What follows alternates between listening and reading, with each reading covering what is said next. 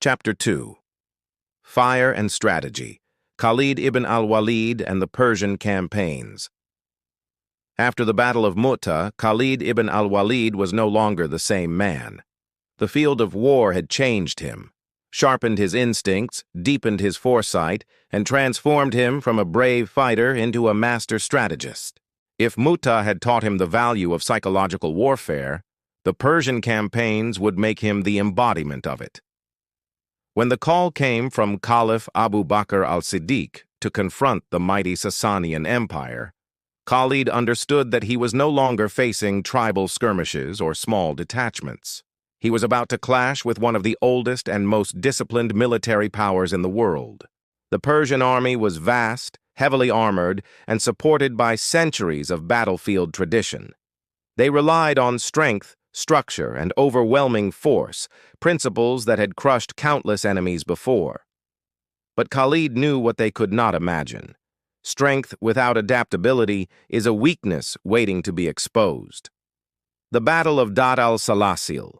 The Persians believed that chaining their soldiers together would ensure that none could flee from battle, hence the name Dat al-Salasil, the Battle of the Chains. They sought to make courage compulsory through fear. But Khalid understood a simple truth. Fear can bind bodies, but it cannot bind minds. As the two armies faced each other, the Persian commander Hormuz attempted to lure Khalid into a trap. He challenged him to a duel that was meant to end in betrayal, for Hormuz had secretly ordered a group of his knights to strike Khalid from behind during the fight.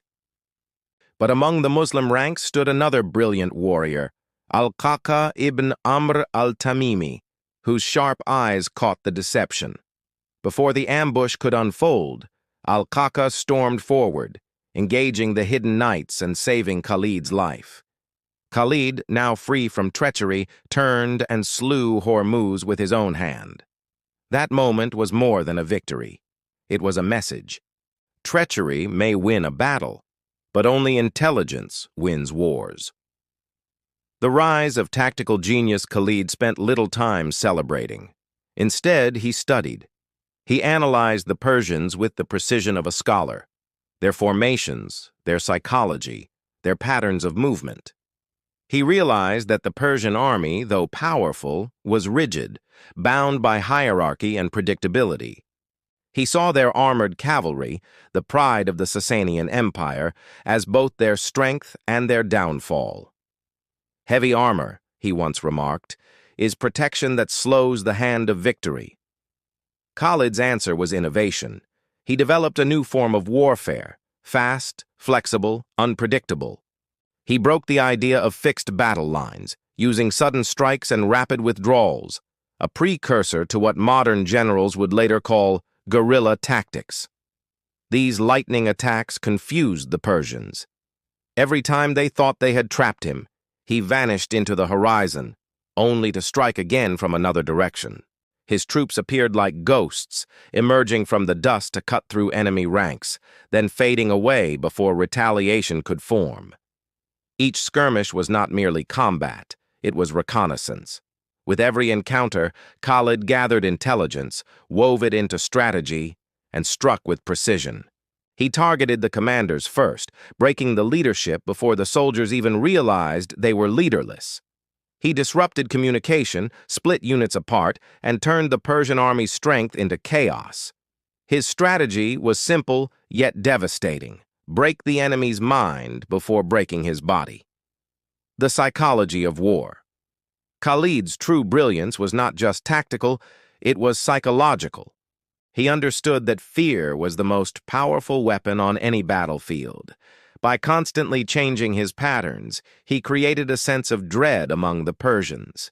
They never knew where, when, or how he would strike next. This constant uncertainty eroded their morale.